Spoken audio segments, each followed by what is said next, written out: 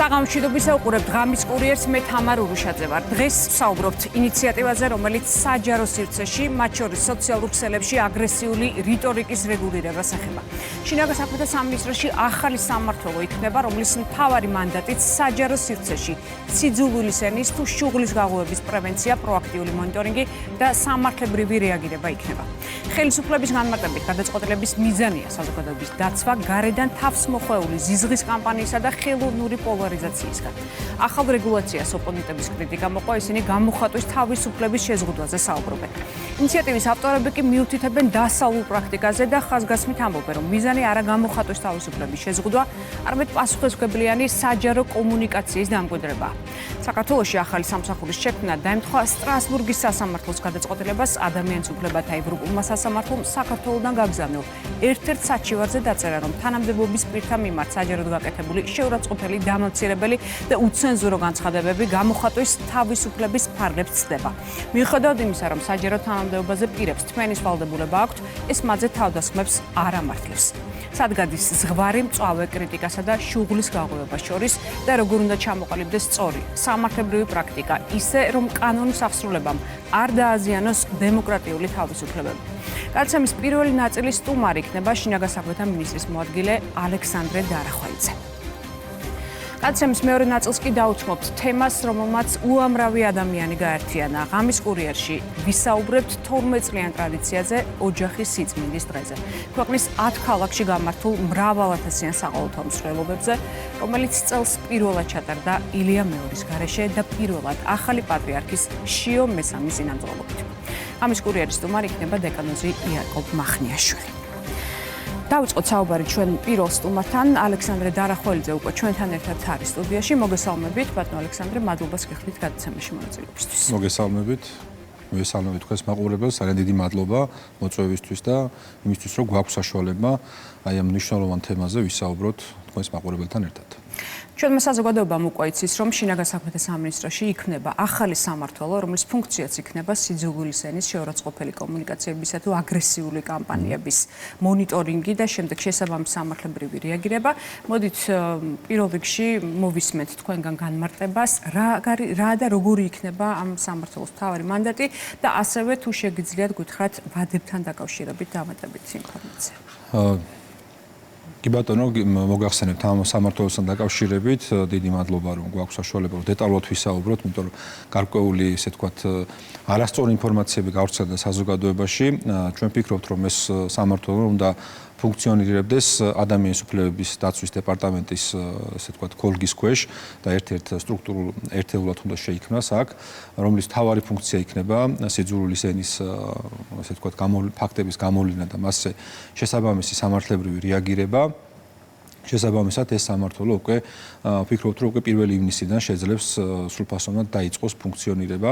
მთავარი აღინიშნოს, რომ ეს სამმართველო იმუშავებს იმ საკანონმდებლო ჩარჩოს ფარგლებში, რაც უკვე მოქმედებს წლებია საქართველოში და ამ ფარგლებში ის გამოავლენს თითოეულ იმ შემთხვევას, სადაც ხდება სიძულვილის ენის გამოვლენა, სადაც ხდება კონკრეტული ადამიანების ღირსების შელახვა და ეს უჯდება, ასე ვთქვათ, კანონით აკრძალულ ქმედებაში. შესაბამისად, ისინი დაამონიტორინგებენ პროაქტიულად ასეთ შემთხვევებს და მიმართავენ სასამართლოს იმისათვის, რომ თითოეულ შემთხვევაზე ინდივიდუალურად მოხდეს მსჯელობა. რატომ დადგა დღის წესრიგში ასეთი სამმართველოს შექმნის აუცილებლობა? თქვენ ახსენეთ კანონმდებლობა, ჩვენ ვიცით, რომ მოქმედი კანონი ისედაც არეგულირებს ამ საკითხებს.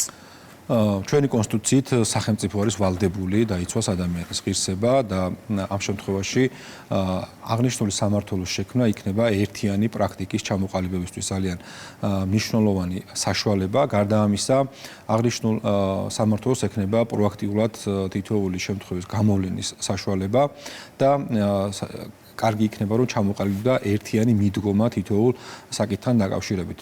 ყველანი თანხმდებით იმაზე, რომ სიძულვილის ენა, ასევე პიროვნული თავდასხმები ეს არ ჯდება გამოხატვის თავისუფლებაში, თუმცა ძალიან, ასე ვთქვათ, მნიშვნელოვანია ზღვარი გავავლოთ, სად მთავრდება გამოხატვის თავისუფლება და სად იწყება სიძულვილის ენა. შესაბამისად, ამას ჭირდება ძალიან მაღალი კვალიფიკაცია, ჭირდება მუდმივი მონიტორინგი, დაკვირვება. გარდა ამისა, რა თქმა უნდა, ბევრი ადამიანი შე შემთხვევაში შეიძლება თავს იკავოს იკავებდეს კონკრეტულ შემთხვევაში განცხადებით მიმართვისგან. ამ შემთხვევაში ამ სამმართველოს თავარი ფუნქცია იქნება, რომ პროაქტიულად გამოავლინოს ასეთი შემთხვევები, დანერგოს ერთიანი სტანდარტი და იმ ასე ვთქვათ სულისკვეთებაზე, რასაც საქართველოს კონსტიტუცია ადამიანის უფლებათა ევროპული სასამართლოს სტანდარტები გვეუბნება, სწორედ ამ სტანდარტების შესაბამისად დაიწყოს თითოეულ შემთხვევაში საქმის წარმოება. ეხლა მოდით განმარტოთ, რას იგულისხმება სიძულვის ენაში შეურაცხყოფილ კამპანიასა და აგრესიულ კომუნიკაციაში. უნივერსალური განმარტება არ არსებობს ადამიანის უფლებათა ევროპულ სასამართლოსაც არ აქვს კონკრეტული, ესე ვთქვათ, მკაფიოდ განსაზღვრული ჩარჩოები. თუ ერთი მხრივ ვთქვათ, შეიძლება ერთ ხარეს კონდეს მოსაზრება, რომ ეს არის მაგალითად უხამსი გამონათქვამები, ვულგარული გამონათქვამები. რაღაც არსებობს კონკრეტული საქმეები, სადაც სტრასბურგის ადამიანის უფლებათა ევროპულ სასამართლოს ნათქვამი აქვს, რომ მიუხედავად იმისა, რომ გამონათქვამები იყო, ასე ვთქვათ, უხამსი ან ვულგარული, ამ შემთხვევაში ეს არ ჯდებოდა, არ იყო ეს სიძულვილის ენის შემცველი და არ იყო კანონით აკრძალული. ანუ რა შემთხვევებზეა საუბარი? როდესაც კონკრეტული პირი, ვინც ამ გამონათქვამებს იყენებს, ის არ აყენებს კონკრეტულ ადამიანის შეურაცხყოფას და აი ამ უხამსი გამონათქვამებით, მაგალითად, რაიმე პოლიტიკას, ასე ვთქვათ, აკრიტიკებს ან მისი, ვთქვათ, მის შეხედულებას კონკრეტულ საზოგადოებრივ მოვლენასთან დაკავშირებით და არა კონკრეტულ ადამიანთან მიმართებით იყენებს აი ამ შეფასებებს. ასეთ შემთხვევაში ესიც კია დაცული გამოხატვის თავისუფლებით და ამის ნათელი მაგალითია ნატაფერაძის საქმე, რომელიც სტრასბურგმა იმსჯელა ამ საკითხზე, მან საკმაოდ უწმაწური და ვულგარული გამონათქვამი გამოიყენა კონკრეტული სამშენებლო პროექტის გასაპროტესტებლად და ამაზე ადამიანის უფლებათა ევროპულ სასამართლომ აღნიშნა და განმარტა, რომ მიუხედავად იმისა, რომ ვულგარული იყო ეს გამოთქვა და საკმაოდ უხამსი იყო, არ მიემართებოდა კონკრეტულ პიროვნებას. აქ ზღვარი გადის პიროვნულ თავდასხმებზე. თუ თითოეული კრიტიკა იქნება ეს თავდასხმა იქნება ეს უხამსი გამონათქვამი თუ ვულგარული გამონათქვამი ლახავს კონკრეტული ადამიანის პირად ღირსებას. ამ შემთხვევაში უკვე ერთვება კანონი და ამ შემთხვევაში კანონი გვავალდებულებს, რომ დავიცვათ ამ ადამიანის ღირსება და პირდაპირ განსაზღვრულია მუხლში, რომ ლანძღვა გინება, შეურაცხყოფელი გადაკიდება, სხვაგვარი შეურაცხყოფელი ქმედება, მაგალითად საჯარო თანამდებობის პირის მიმართ, ან პოლიტიკური თანამდებობის პირის მიმართ, თუ კი ეს დაკავშირებულია მის საქმიანობასთან, ან მის მიერ განხორციელებულ კონკრეტულ აქტივობასთან დაკავშირებით, ასეთ შემთხვევაში უკვე კანონი შემოდის და ითვალისწინებს დაჟადობას. აი მაგალითად შეიძლება მოვიყვანოთ იტალიის ერთი კონკრეტული შემთხვევა, როდესაც პრემიერ-მინისტრი ერთ-ერთმა ჟურნალისტმა გააკრიტიკა მისი სიმაღლის გამო და ასე ვთქვათ, დასცინა მას იმის გამო, რომ ვთქვათ, მისი სიმაღლის გამო. ეს ქმედება იტალიის კანონმდებლობის თანახმად მიჩნეული იქნა სისხლის სამართლის დანაშაულად და კონკრეტული ჟურნალისტის მიმართ სისხლის სამართლებრივი პასუხისმგებლობა დადგა, რა თქმა უნდა, ოღონდ ჯარიმა იქნა გამოყენებული როგორც სისხლის სამართლებრივი პასუხისმგებლობის ზომა. ასე რომ, ყველა ქვეყანა ცდილობს, რომ მაქსიმალურად დააზღვიოს თავის კანონმდებლობა, გაწეროს ის დეტალური შემთხვევები, როდესაც პიროვნული შეურაცხყოფები, პიროვნული თავდასხმა ადამიანის ღირსებაზე იქნება დასჯადი ქმედება. შესაბამისად, ჩვენი მიზანი სწორედ აქ არის ის, რომ ყველანი ვადევნოთ სოციალურ ქსელებს თვალყურს, აგრესია, ზიზღი, თავდასხმები ადამიანების მიმართ ეს იქცა ყოველდღიურობად, რა ვიცი, არაერთი პოსტის კომენტარში შევხვდებით მუდმივად უაზრო და უსაგნო ლანძღვაგინებას, რომელიც ბევრი ადამიანის ღირსებას ლახავს. შესაბამისად, აქ სახელმწიფოს ვალდებულება კონსტიტუციით და ჩვენი კანონმდებლობით, რომ დაიცვას ამ ადამიანების ღირსება და შესაბამისი რეაგირება მოახდინოს. სხვადასხვა ტიპის სახდელებია გათვალისწინებული, როგორც ფულადი სახდელები, განსაკუთრებულ შემთხვევაში ადმინისტრაციული პატიმრობაც კი განსაზღვრული. თუმცა ამავე დროს სასამართლოს შეუძლია, თქვა სხვადასხვა გარემოების გათვალისწინებით, თუ კი არის შემოსუბუქებელი გარემოება და ასე შემდეგ, გამოიყენოს მაგალითად შენიშვნაც კი, რაც იქნება პრევენციული ხასიათის, რომ შემდგომში ადამიანმა ასეთი ქმედება არ გაიმაროს. ასე რომ, აი აქ ჩვენ ვიმუშავებთ და ვიმოქმედებთ ზუსტად იმ სტანდარტებით, რაც ადამიანის უფლებათა ევროპულ სასამართლოს აქვს დადგენილი. აი, კრიტერიუმებთან თქვენ უნივერსალური მიდგომა ახსენეთ, მაგრამ კრიტერიუმებთან დაკავშირებით მინდა რომ მკითხოთ, აი უფრო ზუსტად რა კრიტერიუმებით განისაზღვრება, თქვათ, რომელიმე კონკრეტული განცხადება, ეს არის კრიტიკული აზრის გამოხატვა, კრიტიკული შეფასება, თუ კანონდარღვევა, რომელზეც თქვენმა უწყებამ უნდა მოახდინოს შესაბამისი. პირველ რიგში ჩვენ უნდა დავიწყოთ იმ სტანდარტით და იმ კრიტერიუმებით, რაც ამბობს კანონი. ეს არის ლანძღვა, გინება, შორაწყყოფელი გადაკიდება. ამის შემდეგ უნდა იყოს სუბიექტი, ვისაც მიემართება ეს ლანძღვა, გინება და ამის შემდეგ უნდა გაირკვეს ეს მიზნად ისახავდა თქვათ რაიმე ღირებული ასე თქვათ კრიტიკის განხორციელებას თუ იყო უბრალოდ ვულგარული და უხამსი გამონათქვამები. აი ეს ყველაფერი ერთობლიობაში უნდა შეფასდეს. გარდა ამისა ძალიან მნიშვნელოვანია სტრასბურგი რასაც ამბობს რომ კონტექსტში უნდა შეფასდეს, გარემოებაში უნდა შეფასდეს, რა გარემოებაში იქნა ნათქვამი, რა კონტექსტში იქნა ნათქვამი და რა ასე თქვათ მიზანი ჰქონდა მას. ეხლა ბოლო საქმე მაგალითად მილაძის საქმე რომელიც საიამ წაიღო და მიმართა დიახ, აი გუშინად მოსოც გახდა ხო ადამიანის უფლებათა ევროპულ სასამართლოს თავიდან ბოლომდე შეისწავლა ასე თქვათ ადამიანის უფლებათა ევროპულმა სასამართლომ როგორც სასამართლო პრაქტიკა, ასევე ის საკანონმდებლო ბაზა რაც საქართველოს გააჩნია. და სავსებით და სრულად თავსებადად ჩათვალა ის პროცესები, რაც საქართველოში ვითარდება და დარღვევა ვერ ნახა ამ პროცესში და პირიქით თქვა რომ ჩვენი ქართული სასამართლოს მიერ მიღებული გადაწყვეტილება აბსოლუტურად შეესაბამება იმ მსჯელობის სტანდარტს და იმ ასე თქვათ მოთხოვნებს, რაც ადამიანის უფლებათა ევროპული კონვენციით და სასამართლო პრაქტიკით არის დადგენილი. მთლიანად იქნა შესწავლილი ამ ადამიანის გამონათქვამი, რომელიც საჯარო სივრცეში იქნა გავრცელებული და მიუხედავად იმისა, რომ საია დავობდა და აცხადებდა, რომ ეს იყო კონკრეტული ქალაქის თბილისის მერიის სატრანსპორტო პოლიტიკის ასე თქვათ გაკრიტიკებისთვის მიძღვნილი პოსტი და ასე თქვათ პროფესორად გამონათქვამები, ასევე მიზნად ისახავდა თითქოს და რაღაც დაუჯელობის სინდრომიზე საზოგადოების ინფორმირებას, ამაზე სტრასბურგის სასამართლომ გააკეთა განმარტება, რომ აქ თავიდან ბოლომდე იყო ეს მიმართული კონკრეტული ადამიანების პიროვნული ღირსების შელახვაზე და არანაირი შინაარსობრივი და ასე თქვათ კრიტიკის ნაწილში და პოლიტიკის გაკრიტიკების ნაწილში დატვირთვა არ გააჩნდა ამ ვულგარულ და ძალიან უხამს გამონათქვამებს. ამის შემდეგ სტრასბურგის სასამართლომ შეაფასა საჯარო სივრცე. მაშინდელი რედაქციით, როცა ეს ასე თქვათ დაჯარიმება მოხდა ამ კონკრეტული პიროვნების, კანონში იყო ჩანაწერი საზოგადოებრივი თავშეყრის ადგილზე ლანძღვაგინებან ასე თქვათ შევარწყყოფელი გადაკიდება. ჩვენმა სასამართლოებმა განმარტეს და თქვეს, რომ საზოგადოებრივი თავშეყრის ადგილი არ გულისხმობს მხოლოდ ადამიანების თავყრილობას, სოციალური სივრცე, სადაც უამრავი ადამიანი ჩართულია, ესეც არის საზოგადოებრივი თავშეყრის ადგილი და შესაბამისად საჯარო სივრცეა, როდესაც ადამიანი სოციალურ ქსელში თავის მოსაზრებას აფიქსირებს. და საია ითხოვდა, რომ საერთოდ არ ემსჯელათ, იმენაიდან კანონის ჩანაწერში არ ჯდებოდა ეს ჩანაწერი. სასამართლომ სრულად გაიზიარა ჩვენი არგუმენტები ამ ნაწილში, საქართველოს ვთქვათ იუსტიციის სამინისტროს და ქართული მხარის არგუმენტები.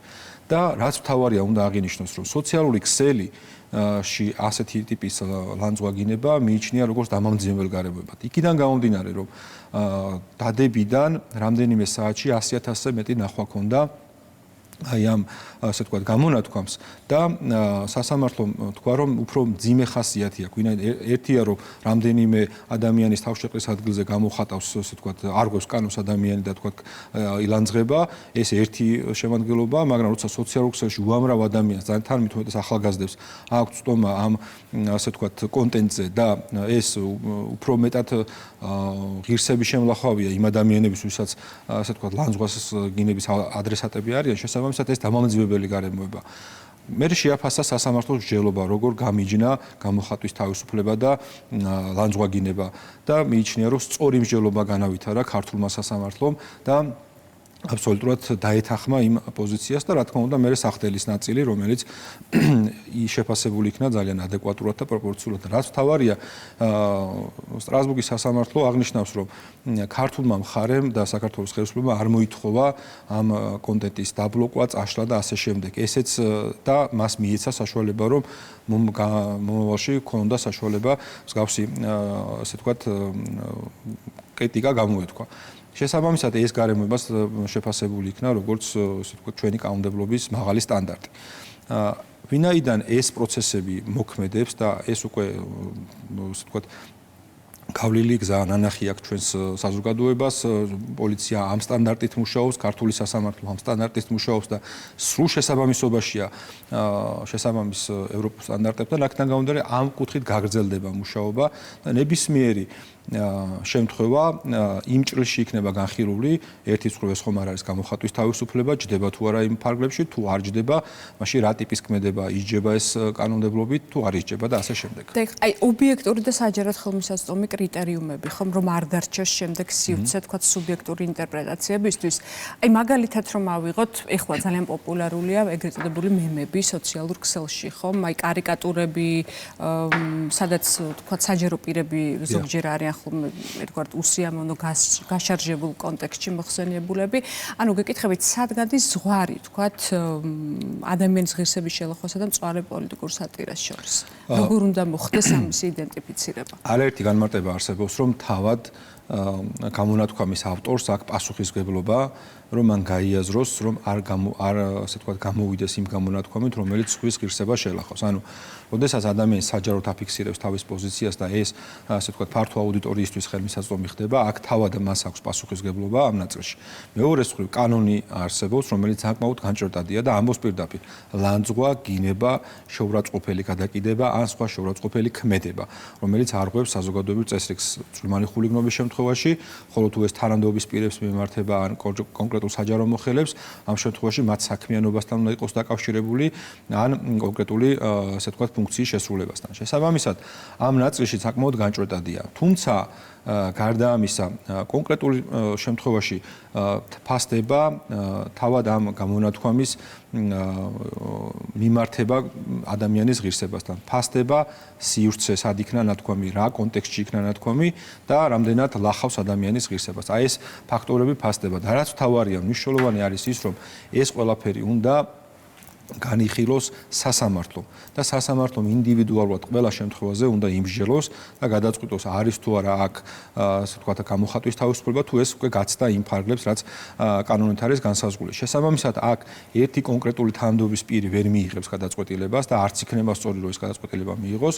შესაბამისად თავად იდეის უბრალოდ აზრის ავტორს უნდა კონდეს საშუალება რომ მან საკუთარი პოზიცია სასამართლოს წინაშე წარმოადგინოს და დაასაბუთოს როგორც ატონი მილაძე და მისი უფლებადამცველები ასაბუთებდნენ ქართული სასამართლოს წინაშე, ისე უნდა კონდეს სხვა ადამიანებსაც საშუალება დაასაბუთონ, რომ მათი ასე ვთქვათ მოსაზრება იყო ეს ვთქვათ რაღაც კონკრეტული გამონათქვამი, აზრის დაფიქსირება და გამოხატვის თავისუფლება, თუ ეს მეორე მხრივ პოლიცია იქნება ეს და სამისოს წარმომადგენელი დაასაბუთებს, თუ აქ რატო შეილახა კონკრეტული ადამიანის ღირსება. ასე რომ კონკრეტული ზღვარი ხა როგორც მაგალითად ზუსტი განმარტება და დეფინიცია სიძულვილის ენის თავად სტრასბურგის სასამართლოს არ აქვს აკეთებული და ამბობს რომ პრინციპი რაც დაცული უნდა იყოს რომ არ უნდა იყოს ადამიანის ღირსების შემლახველი, მაგრამ რა ლახავს ადამიანის ღირსებას, როგორი ტიპის გამონათქვამი, რა შემთხვევაშია ეს ნათქვამი და ასე შემდეგ, ეს უნდა იქნეს ინდივიდუალურად შეფასებული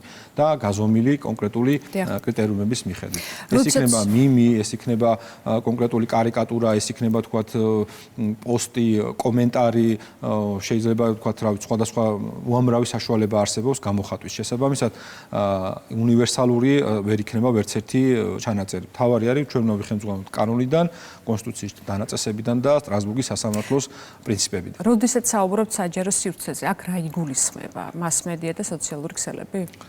საჯარო სივრცეში იგულისხმება ფართო გავრცელება კონკრეტული აზრის. ანუ უნდა ამ შემთხვევაში მიიჩნევა როგორც სოციალური ქსელები, მიიჩნევა ამ შემთხვევაში თუნდაც მედია, ქუჩა და ასე შემდეგ.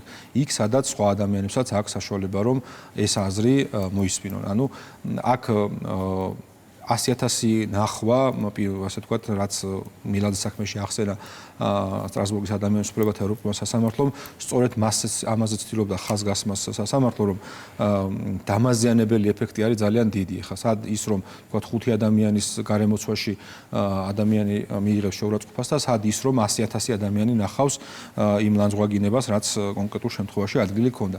აქედან გამომდინარე, საჯარო სივრცე ფართოდ არის, ასე ვთქვათ, ჩანაწერი გაკეთებული და სასამართლოს დაგვეთანხმა ამ პროცესში, რომ სადაც ფართო სივრცეში, როდესაც ბევრი ადამიანი ისმეს ამ ყველაფერს და ახმა აქ ამ პროცესის, უფრო მეტად ილახება ადამიანის ღირსება, ვიდრე ის, რომ ერთ-ერთი შეიძლება ადამიანს რამე უთხრას.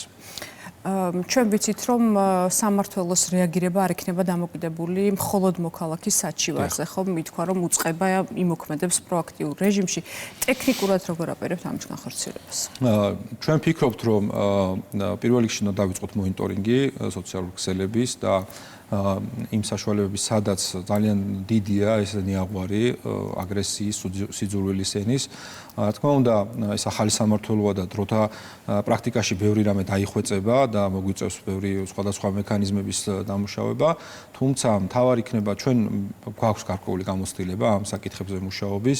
არაერთი საქმე თუნდაც სახეზე აგერ ბატონი მილაძის შემთხვევა და სხვა ბევრი საქმეები გვაქვს სასამართლო პრაქტიკა უკვე არსებობს ამ მიმართულებით და მიხარია რომ ადამიანის უფლებათა ევროპული სასამართლო აფასებს ჩვენს ქართულ მართლმსაჯულებას და ქართული სასამართლოს მიერ მიღებულ გადაწყვეტილებებს მათ სტანდარტებთან სრულ შესაბამისობაში არსებულ სტანდარტად და შესაბამისად ამ მიმართულებით გაგრძელდება. მე ერთი მინდა აღვნიშნო რომ სანამდე ეს საქმე წავიდოდა სტრასბურგში და სტრასბურგი ამ გადაწყვეტილებას მიიღებდა, ალბათ ახსოვს საზოგადოებას არაერთ ტელევიზიაში, როგორ საუბრობდნენ, რომ თითქოს ეს არის აზრის შეზღუდვა, თავდასხმა გამოხატვის თავისუფლებაზე და ასე შემდეგ და ბოლო პერიოდის ესე ვთქვათ არგუმენტებად სულ მოაქვთ ის რომ კი ბევრ ქვეყანაში არის ეს ქმედება დასჯადი, მაგრამ იქ სასამართლო არის დამოუკიდებელი, სწორად მსჯელობს და საქართველოში ეს არ არის. თეთრით შავით თეთრად წერია იმ გადაწყვეტილებაში რომ ქართული სტანდარტი არის ძალიან მაღალი, ჩვენი მოსამართლეები ძალიან სწორად და სამართლებრივად არგუმენტირებულად მსჯელობენ ასეთ ტიპის საქმეებზე და ამ შემთხვევაში ვერც ერთი გადაცდომა ვერ დაინახა ადამიანის უფლებათა ევროპულმა სასამართლომ, ასე რომ ამ ადამიანებმა ეს ადამიანები კარგი იქნება თუ დაფიქრდებიან საკუთარ გამონათქვამებზე და სასამართლო პროცესებზე თუ რაიმე კითხვები აქვთ და თუ რაიმე არგუმენტები აქვთ, იქ უნდა წარმოადგინონ და იმსჯელონ ამ საკითხს. ტექნიკურ ნაწილს დაუბრუნდები ისევ, როგორ იქნება ამ სამსახურის მუშაობა პრაქტიკაში? აი თქვათ ეს იქნება ავტომატიზებულ რეჟიმში, თქვათ მონიტორინგი განხორციელდება, იქნება თქვათ რაღაცა საკვანძო ფრაზები, რომელსაც ფილტრავს რამე სისტემა თუ ამ სამმართველოს თანამშრომლებს თქვათ ასე ვთქვათ ხელით მოუწევთ სოციალური ქსელების მონიტორინგი. პირველ ეტაპზე ჩვენ მოგვიწევს ინდივიდუალურად ყველა საკითხის დამუშავება, ამ ხედავთ ხო რამდენად ასე ვთქვათ რთული და მრავალწახნაგოვანია ეს საკითხი, შესაბამისად ჩვენ თითოეული ის გამონათქვამი, რომელიც შეიძლება სასამართლოს წინაშე წარვადგინოთ, ბუნებრივია რამდენიმე ფილტრში მოუწევს მას გატარება. შესაბამისად სამმართველოს თანამშრომლები მაქსიმალურად დაამუშავებენ ყველა ასეთ შემთხვევას. ბუნებრივია ყველა ტიპის გადაცდომას ხა ერთდროულად ვერ გაწუდება სამმართველოს რესურსი, მაგრამ ეტაპობრივად დავიწყებთ და მნიშვნელოვნად ასე ვთქვათ საზოგადოება დაინახავს უკვე პირველივე დღეებიდან ამ სამმართველოს ამოქმედების იმ საქმეებს, რომელსაც ჩვენ წარვადგენთ სასამართლოს წინაშე და აქ მტკიცებულების მაღალი სტანდარტით იქნება თითოეული შემთხვევა წარდგენილი და დასაბუთებული იმ მოთხოვნების შესაბამისად, რაც გასაზღვრულია ჩვენი კანონმდებლობით და შესაბამისი სტანდარტებით.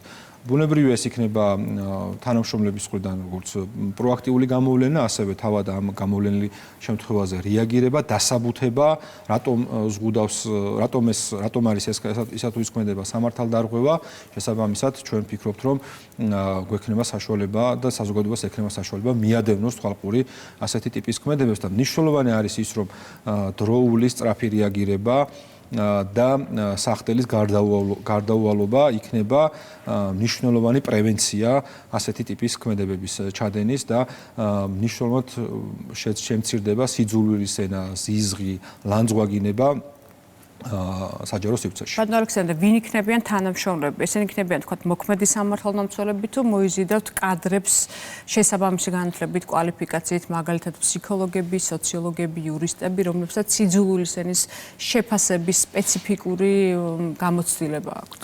პირველ ეტაპზე ხა პირველი ივნისი საკმაოდ ასე ვთქვათ მოკლევადაა და ამ შემთხვევაში აქცენტი გაკეთდება მოქმედ თანამშრომლებზე, ვისაც აქვს გამოცდილება და ეს რა თქმა უნდა მოვახდენთ აკუმულირებას ამ კადრებისას სხვადასხვა დანაყოფებიდან და შესაბამისად პირველ ეტაპზე არსებული კადრებით დაკომპლექტება, თუმცა ეტაპობრივად რა თქმა უნდა შეივსება ახალი კადრებით, რომლებიც ჩაერთვებიან ამ პროცესში. გაივლიან ისინი შესაბამის მომზადებას, ტრეინინგს, გამოხატვის თავისუფლების დაცვის კონკრეტული სამუშაო დოკუმენტები შევიმუშაოთ, სახელმწიფო დოკუმენტები, მათთვის კონკრეტული ტრენინგ მოდულები შემუშავდება და გაივლიანეს ხალხი გადამზადებას, ასევე იმ თანამშრომლების მხრიდან, ვისაც აქვს დიდი გამოცდილება ამ საკითხებზე მუშაობას, მათ გარკვეულ მენტორობასაც გასწევენ ამ პროცესში.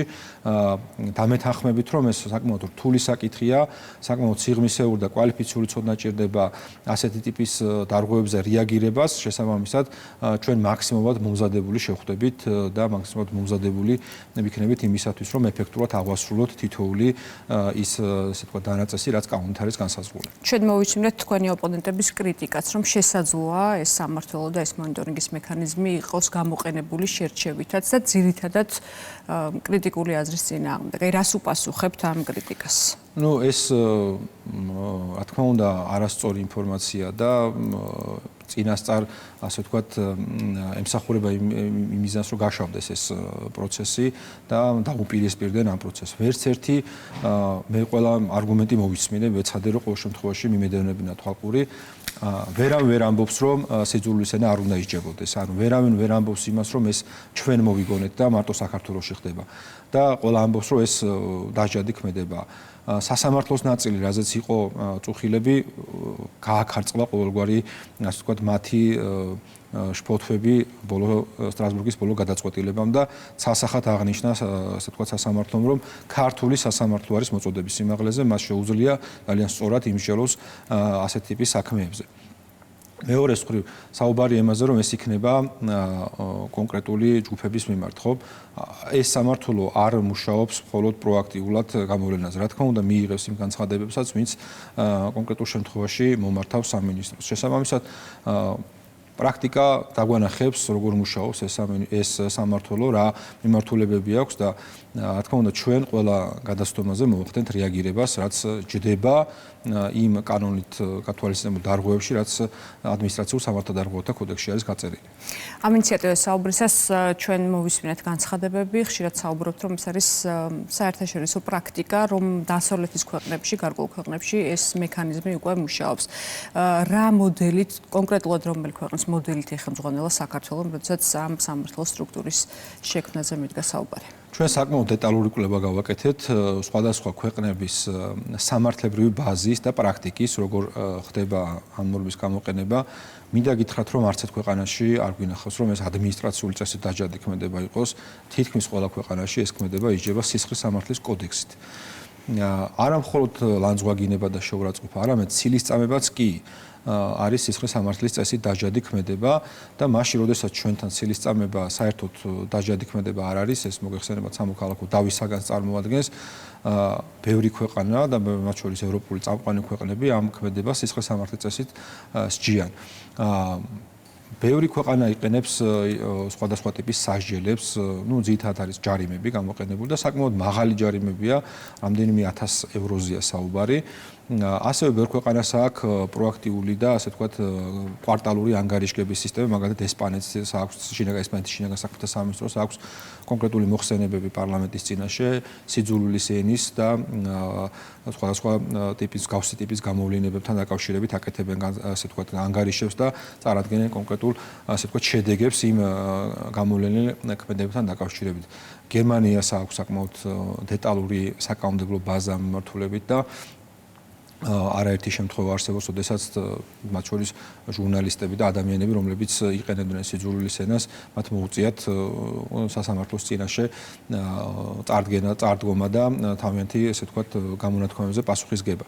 ასე რომ ჩვენ მივყვებით იმ სტანდარტებს, რაც განსაზღვრულია, საფრანგეთის მაგალითად შეიძლება იქნეს მოყვანილი და ახაც ზუსტად ის არაერთი საქმე წავიდა სტრასბურგის სასამართლოში და სტრასბურგის სასამართლო ამბობს, რომ პასუხისგებლობის დაწესება აგრესიაზე, ლანძღვაგინებაზე, შორაცხყოფელ გადაკიდებაზე, სიძულვილის ენაზე ეს რა თქმა უნდა ჯდება ადამიანის უფლებათა ევროპული ასე ვთქვათ ადამიანის უფლებათა ევროპული კონვენციის მოთხოვნებში, შესაბამისად უშვებს ასეთ შემთხვევებს. აქედან გამომდინარე, ჩვენი კანონმდებლობა სულ შესაბამისობაშია და ბუნებრივია ამ კუთხით გვექნება მოქმედებები.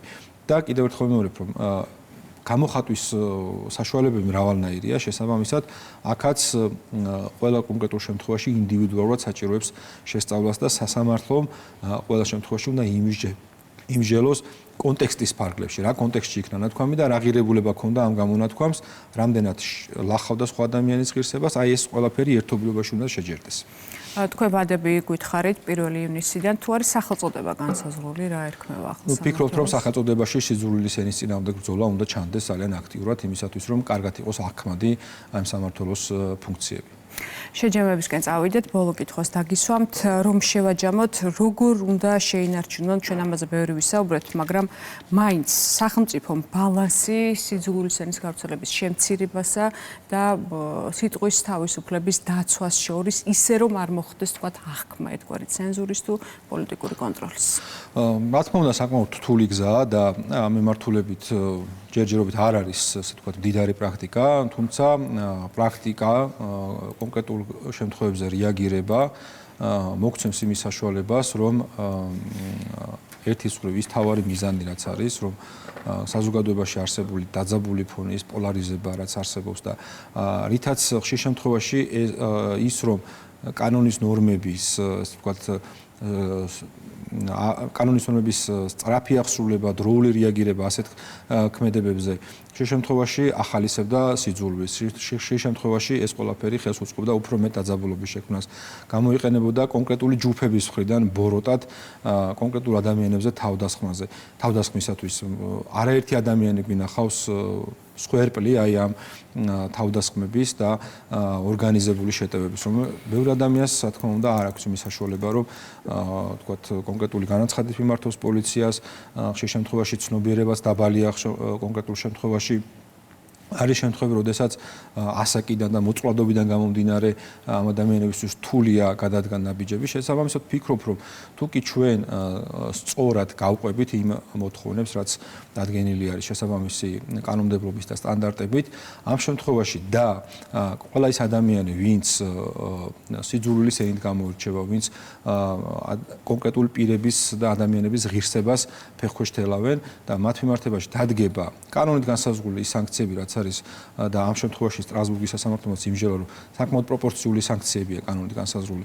ამ შემთხვევაში ვფიქრობთ, რომ მნიშვნელოვანი პრევენცია მოხდება და შემცირდება, თუნდაც აი დღევანდელი გადაცემაც ის, რომ ამ მიმართულებით სახელმწიფო ეფექტურ ნაბიჯებს გადადგავს, ვფიქრობთ, რომ მნიშვნელოვანი შემაფერხებელი გარემოება იქნება იმ ადამიანებისთვის, ვინც ფიქრობენ, რომ სხვისი დაჩაგვრით, სხვისი ლანძღვაგინებით, სხვისი ღირსების შელახვით რაღაცა უპირატესობა შეიძლება მოიპოვონ. ჩვენ გვინახავს შემთხვევები, როდესაც აი გასული წლის განმავლობაში არაერთი პირი, ესე ვთქვათ, იქნა დაჯარიმებული ასეთი აგრესიული ენისთვის, ასეთი გამონათქვამებისთვის და შემდგომში აი თუ დავაკვირდებით მათ მოქმედებებს, მნიშვნელოვნად შემცირდა მათი, ასე ვთქვათ, მათი მხრიდან მსგავსი აგრესიის გამოვლენებები. და ვფიქრობ, რომ როდესაც თუ კი ამ მიმართულებით ჩვენ გავაგრძელებთ მუშაობას, მნიშვნელოვანი პრევენციის წყარო იქნება ეს ყველაფერი. დიდი მადლობა გადაცემაში სტუმრობისთვის. ალექსანდრე დარახველიძე, საქართველოს შინაგან საქმეთა მინისტრის მოადგილე იყო ღამის კურიერის სტუმარი.